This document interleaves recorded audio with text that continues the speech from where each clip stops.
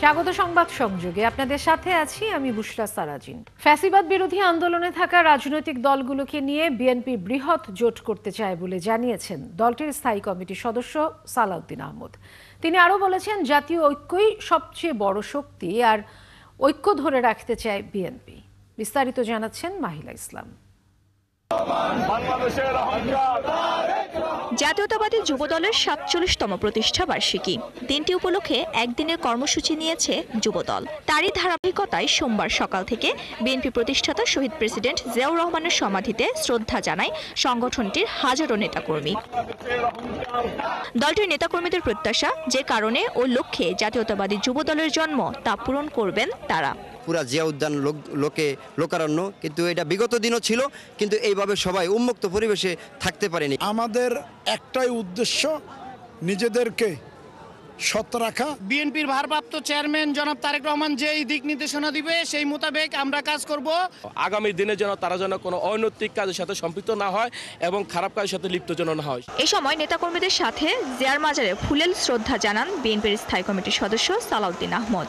তিনি বলেন, ফ্যাসিবাদ বিরোধী আন্দোলনে থাকা সব দলগুলো নিয়েই সামনের দিকে এগিয়ে যাবে বিএনপি। যাদের সাথে আমরা যুগপৎ আন্দোলন করেছি এবং অন্যান্য একটা বৃহৎ জোটের জন্য আমরা চিন্তা করছি, সবাইকে নিয়ে ঐক্যবদ্ধভাবে যাতে আমরা আগামীতে এই নির্বাচনে বৈতরণী পার হতে পারি।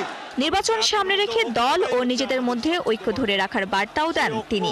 আমরা সমগ্র বাংলাদেশে আসন ভিত্তিক সকল যোগ্য প্রার্থীদের, একাধিক যোগ্য প্রার্থীদের সাথে আমরা কথা বলেছি। এটা তারই প্রক্রিয়ার একটি অংশ। আমরা একই মেসেজ দিতে চাই, যাতে আমাদের দলের ভিতরে ঐক্য থাকে, জাতির মধ্যে ঐক্য থাকে। এদিকে প্রতিষ্ঠাবার্ষিকীর দিনে নয়াপল্টনে বিএনপির কার্যালয়ের সামনে বিনামূল্যে চিকিৎসা সেবা কর্মসূচির আয়োজন করে যুবদল। অনুষ্ঠানে বিএনপি স্থায়ী কমিটির আরেক সদস্য গয়েশ্বর চন্দ্র রায় বলেন, গণতান্ত্রিক বাংলাদেশ উদ্ধারে ভূমিকা রাখবে যুবদল।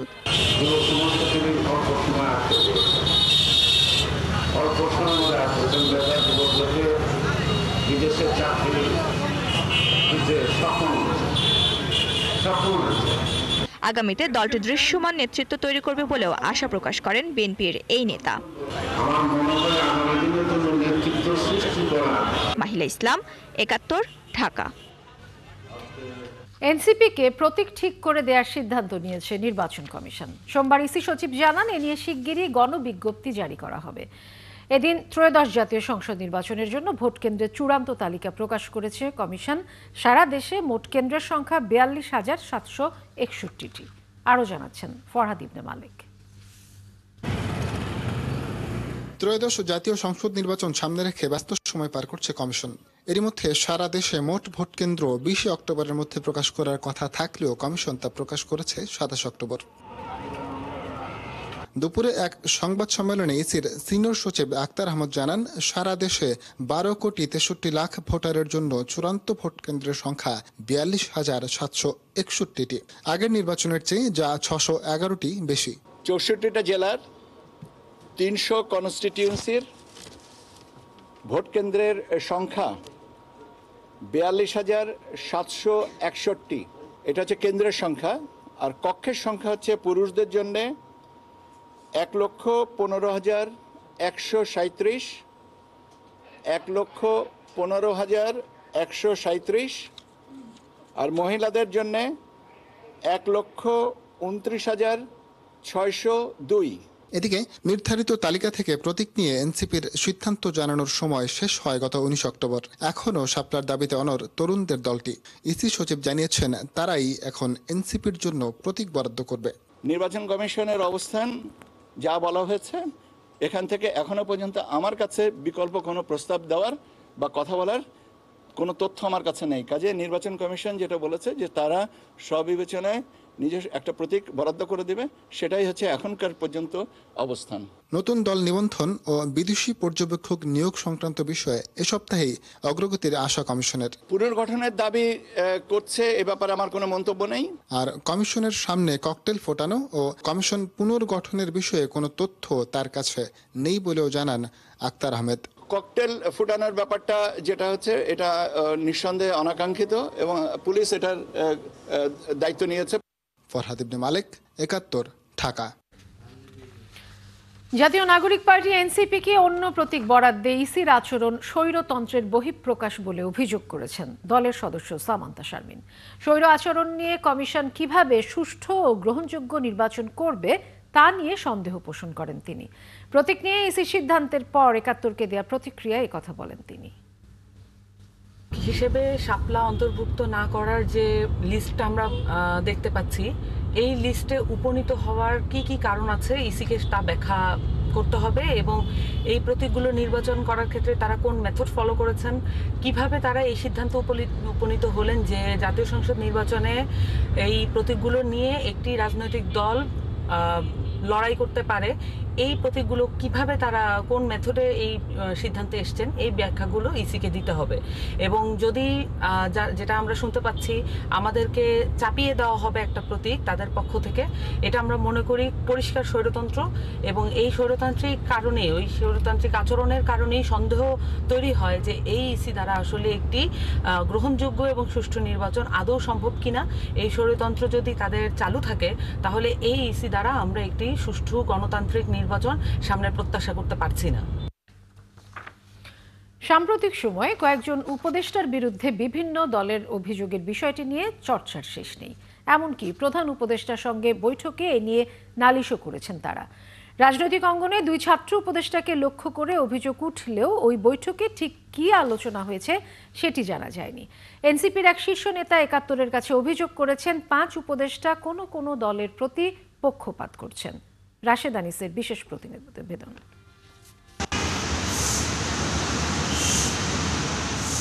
গত সপ্তাহের মাঝামাঝিতে প্রধান উপদেষ্টার সাথে যমুনায় বৈঠক করে বিএনপি, জামাত ও এনসিপির প্রতিনিধিরা। এনসিপির মুখ্য সমন্বয়ক নাসির উদ্দিন পাটোয়ারি ৫ জন উপদেষ্টার পক্ষপাতমূলক আচরণের অভিযোগ করেন। ৭১কে তিনি বলেন ২ জন উপদেষ্টা বিএনপির হয়ে আর একজন জামাতের পক্ষে কাজ করছেন। উপদেষ্টাদের মধ্যে তো বিভিন্ন দলেরই উপদেষ্টা রয়েছেন, যেমন আসিফ নজরুল একটু গণ অধিকারের প্রতি বায়াসড, তারপরে ফজল স্যার রয়েছেন উনি একটু জামায়াতের প্রতি বায়াসড, তারপরে হলো সালেহ ভাই এবং ওয়াহিদ ভাই রয়েছেন একটু বিএনপির প্রতি বায়াসড, তারপরে আপনার আদিল ভাই রয়েছেন একটু জাসদের সেই পুরাতন প্রেম ওনাদের মধ্যে মাঝে মধ্যে জেগে উঠে। তো আমরা বলবো ওনারা সবাই ভদ্রজন, বাংলাদেশটা গঠন করার জন্য ওনারা সর্বোচ্চ প্রচেষ্টা চালিয়ে যাচ্ছে, ওনাদের প্রতি আমাদের শ্রদ্ধা। তো কিছু কিছু জায়গায় আবার এই পুরাতন প্রেমে একটু মজে উঠে। বিএনপির পক্ষ থেকে সেই বৈঠকে কয়েকজন উপদেষ্টার বিরুদ্ধে পক্ষপাতিত্বের অভিযোগ তোলা হয়। বিশেষ করে প্রশাসনে পদায়ন ও রদবদলে উপদেষ্টা কমিটি এবং একজন সচিবের কথা বলেছে তারা। দলটির মতে এই গ্রুপ জামাতে ইসলামীর পক্ষে কাজ করছে। বৈঠকের পর দলটির নেতাদের বক্তব্যেও সেই ইঙ্গিত মেলে। সরকারকে সম্পূর্ণভাবে নিরপেক্ষতা বজায় রাখার জন্য সরকারের মধ্যে যদি কোনো দলীয় লোক থেকে থাকেন তাকে অপসারণ করার জন্য আমরা দাবি জানিয়েছি। তবে জামাতের পক্ষ থেকে বিতর্কিত উপদেষ্টাদের নাম প্রকাশ করা হয়নি। অভিযোগ করা হয়েছে কিছু উপদেষ্টা একটি বিশেষ দলের পক্ষে কাজ করছেন। আমরা সরকারের যারা উপদেষ্টা আছে তাদের ব্যাপারে বলেছি, সকলের ব্যাপারে নয়, আপনার প্রতি আমাদের আস্থা আছে, কিন্তু আপনার কিছু লোক আপনার পাশে আপনাকে বিভ্রান্ত করে এবং ওরা কোনো একটা দলের পক্ষে কাজ করে, আমরা মনে করি তাদের ব্যাপারে আপনাকে হুঁশিয়ার থাকা দরকার, সচেতন থাকা দরকার। প্রধান উপদেষ্টার সাথে বৈঠকের আগে বিভিন্ন সময় ছাত্র উপদেষ্টাদের নিয়ে সমালোচনা করলেও এ নিয়ে প্রধান উপদেষ্টাকে বিএনপি ও জামাত কিছু বলেছে কিনা এখনো স্পষ্ট নয়। রাশেদ আনিস, ৭১, ঢাকা। সরকারের কিছু ব্যক্তির জন্য তাদের উপর আস্থার সংকট তৈরি হয়েছে, তাই অন্তর্বর্তী সরকারকে তত্ত্বাবধায়ক সরকারের আদলে ভূমিকা রাখতে হবে বলে মন্তব্য করেছেন বিএনপির স্থায়ী কমিটির সদস্য আমির খসরু মাহমুদ চৌধুরী। সন্ধ্যায় রাজধানীর বনানীতে সফররত কমনওয়েলথ প্রতিনিধি দলের সঙ্গে বৈঠক করেন তিনি। ঘণ্টাব্যাপী বৈঠক শেষে এর বিস্তারিত তুলে ধরেন আমির খসরু। জানান, নির্বাচনের মাধ্যমে কি প্রক্রিয়ায় সরকার গঠন হবে, নির্বাচন কিভাবে হবে, কতটা নিরপেক্ষ নির্বাচন হবে তা নিয়ে আলোচনা হয়েছে বৈঠকে। আগামী নির্বাচনে কমনওয়েলথ পর্যবেক্ষক পাঠাবে বলেও জানান তিনি। এ সময় অন্তর্বর্তী সরকার তত্ত্বাবধায়কের ভূমিকায় কতটা নিরপেক্ষ থেকে নির্বাচন করতে পারবে সেটি প্রতিনিধি দল জানতে চেয়েছে বলেও জানান এই বিএনপি নেতা।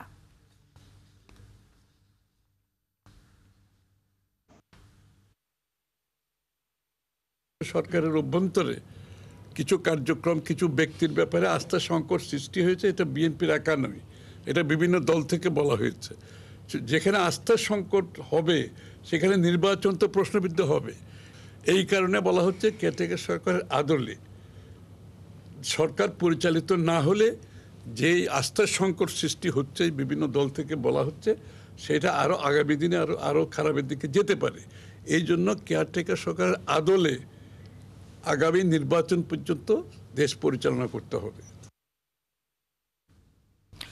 জুলাই সনদের চূড়ান্ত খসড়া প্রস্তাব প্রস্তুত করেছে জাতীয় ঐকমত্য কমিশন। সোমবার কমিশনের সভাপতি প্রধান উপদেষ্টা ডক্টর মোহাম্মদ ইউনূসের সভাপতিত্বে এক বৈঠক শেষে আগামী মঙ্গলবার এর চূড়ান্ত খসড়া প্রস্তাব প্রধান উপদেষ্টার কাছে হস্তান্তরের সিদ্ধান্ত হয়।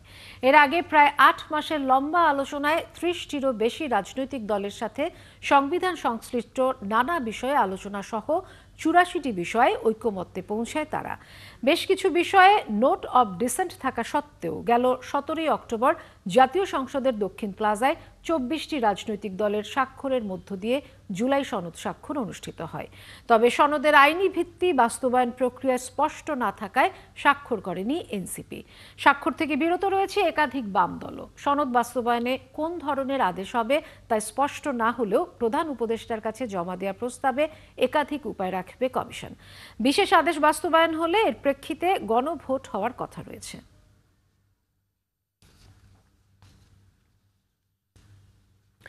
মাসের পর মাস একটু একটু সরে এসেই খুলে পড়ে মেট্রো পিলারের বিয়ারিং প্যাড।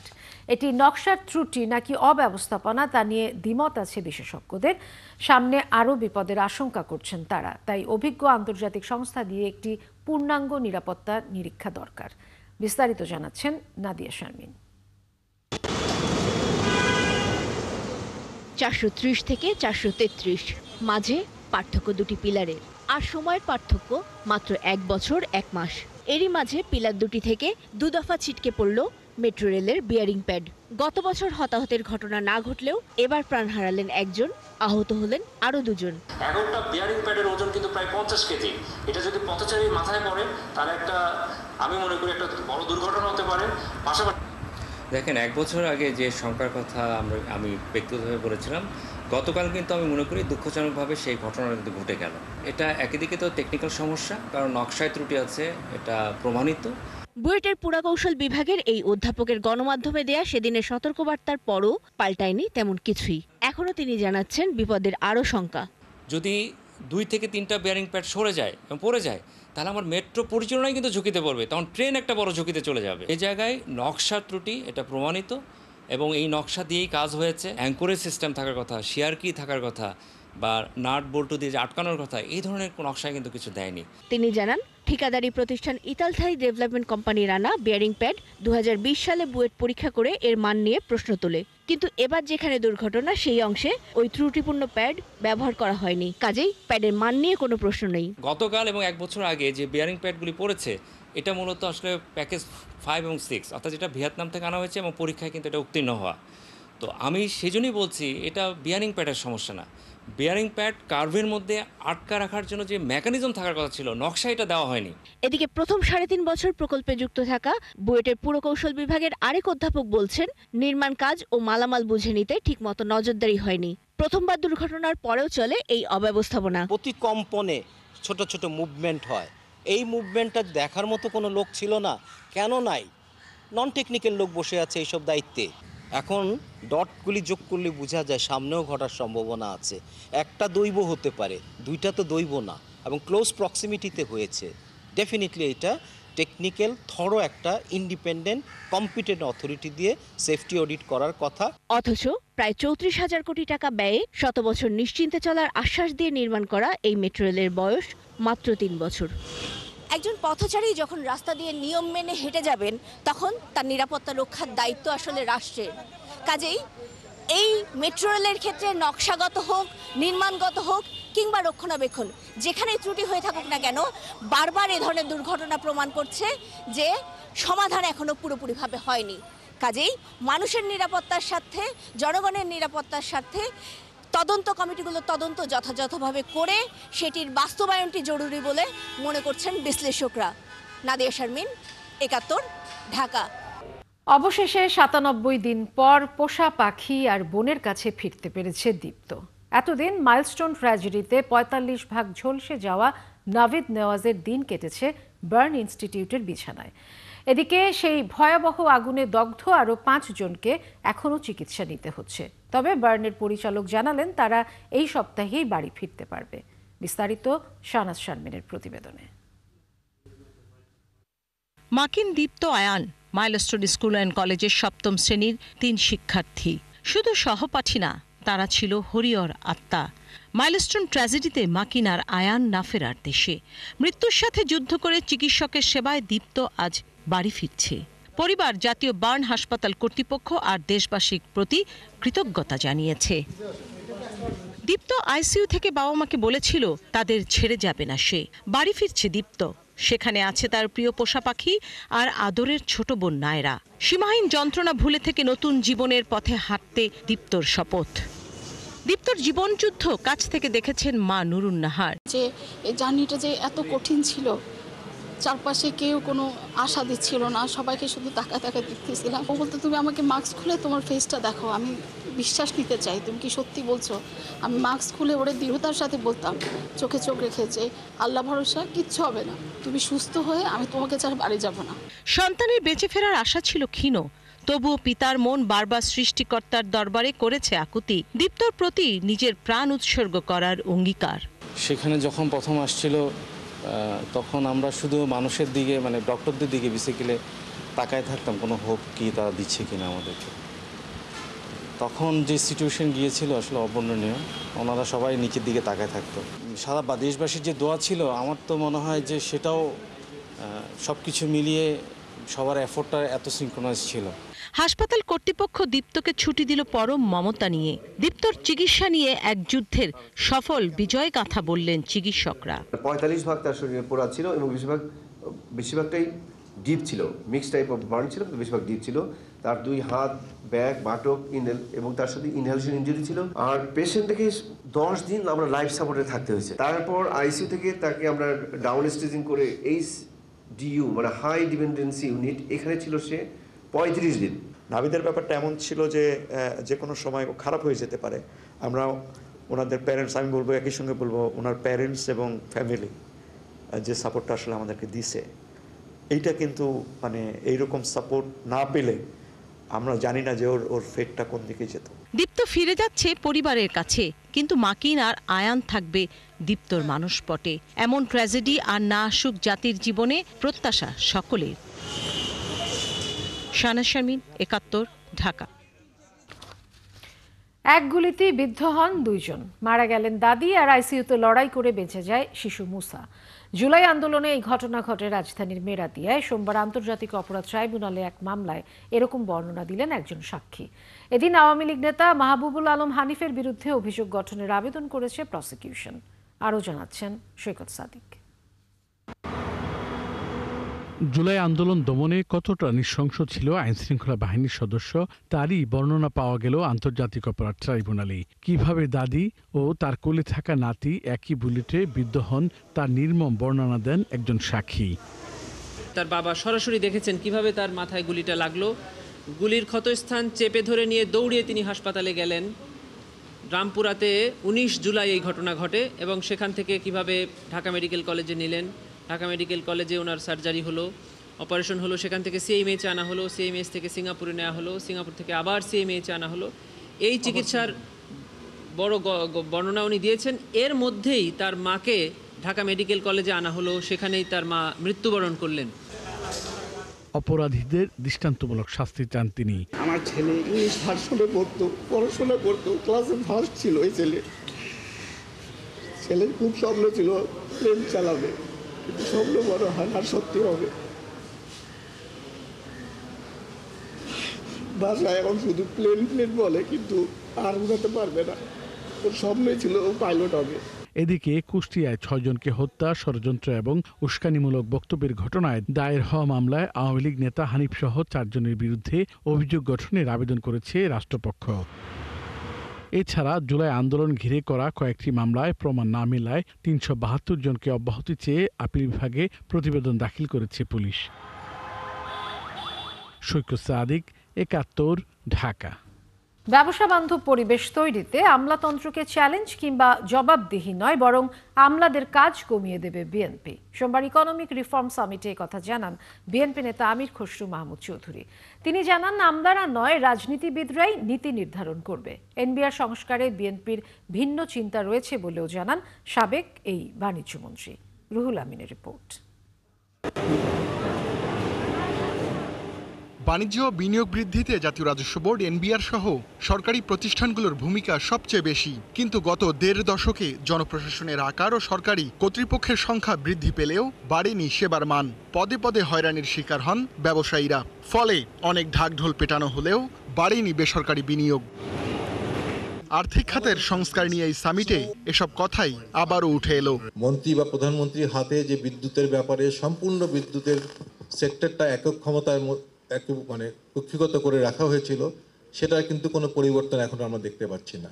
একটা দেশ যদি লোকাল প্রাইভেট ইনভেস্টমেন্ট ক্যাটালাইজ না করতে পারে, foreign investment remains far distant achievement. আপনি যদি 10টা পয়েন্ট দেখেন ইনভেস্টরদের, ফরেন ডাইরেক্ট ইনভেস্টরদের, দেখবেন 6 থেকে 7টা আসবে এনবিআর রিলেটেড, কিছু আসবে আপনার এনভায়রনমেন্ট রিলেটেড, অ্যান্ড বাকি 2টা হয়তো কি আদার অথরিটি রিলেটেড। তাদের সেই অথরিটিটা নাই যে তারা এটাকে কিন্তু সলভ করবে। বিনিয়োগ বান্ধব আমলাতন্ত্র তৈরিতে ক্ষমতার বিকেন্দ্রীকরণের কথা জানান আমির খসরু মাহমুদ চৌধুরী। জানান, তার সরকারে রাজনীতিবিদরাই থাকবেন নীতি তৈরির আসনে। If you can go for serious deregulation implement, ওদেরকে অ্যাকাউন্টেবল করার জন্য খুব বেশি কিছু থাকার কথা না, কিন্তু জাস্ট মেক ইট সিম্পল। আপনারা যারা ট্রেড বডি আছেন, be prepared, we will take out lot of jobs from the government and give it to you to self-regulate. Policy making is the job of the policy makers, not the bureaucrat. So we have to ensure that policy making is done by the policy makers. বিএনপির এই নেতা জানান, ক্ষমতায় গেলে NBR, বিনিয়োগ উন্নয়ন কর্তৃপক্ষ, Bangladesh bank ও অর্থ মন্ত্রণালয় সবখানে সংস্কার আনবে তার দল। এনবিআর এর এটা 2 ভাগ করছে না, এখন কি লাভ হয়েছে? কোন লাভ হয়েছে? লাভ হবে না, কারণ আপনি সব এখানেও বুরুক্রেটটা, ওখানেও বুরুক্রেটটা। You think is good enough? এই যে বাইফার্কেশন যেটা করেছে, এটাকে আমরা অন্যভাবে চিন্তা করি। এসএসসিকে রিফর্ম করে দেন, সেক্টর রিফর্ম করেন, স্টক মার্কেটগুলোর রেগুলেশন ডিরেগুলেট করে দেন। আপনি ফ্রন্টিয়ার মার্কেট থেকে ইমার্জিং মার্কেটে যদি মুভ করতে পারি, you know how much money is available? Trillions and trillions of dollars of waiting. আমির খসরু বলেন, মৃৎশিল্প, থিয়েটার, খেলাধুলা সহ সমাজের সব দিকেই রয়েছে অপার অর্থনৈতিক সম্ভাবনা। এই সম্ভাবনা কাজে লাগাতে এসব খাতে বিনিয়োগ বাড়াবে বিএনপি। অ্যাকাউন্টেবল করারও খুব বেশি কিছু না। রুহুল আমিন, ৭১, ঢাকা। বাংলাদেশ থেকে পাট ও ওষুধ সামগ্রী আমদানি করতে চায় পাকিস্তান। সোমবার যৌথ অর্থনৈতিক কাউন্সিলের ৯ম বৈঠক শেষে এমন কথা বলেন দেশটি সফররত মন্ত্রী আলী পারভেজ। আর অর্থ উপদেষ্টা ডক্টর সালেহ উদ্দিন আহমেদ জানান, ওই বৈঠকের ফলে দুই দেশের বাণিজ্যিক দুয়ার আরও উন্মোচিত হবে। সুফিয়ান ফারাবি জানাচ্ছেন বিস্তারিত। বাংলাদেশ ও পাকিস্তানের যৌথ ইকোনমিক কাউন্সিলের বৈঠকে যোগ দেন পাকিস্তানের কেন্দ্রীয় সরকারের পেট্রোলিয়াম মন্ত্রী আলী পারভেজ মালিক। বাংলাদেশের পক্ষে বৈঠকে নেতৃত্ব দেন অর্থ উপদেষ্টা সালেহ উদ্দিন আহমেদ।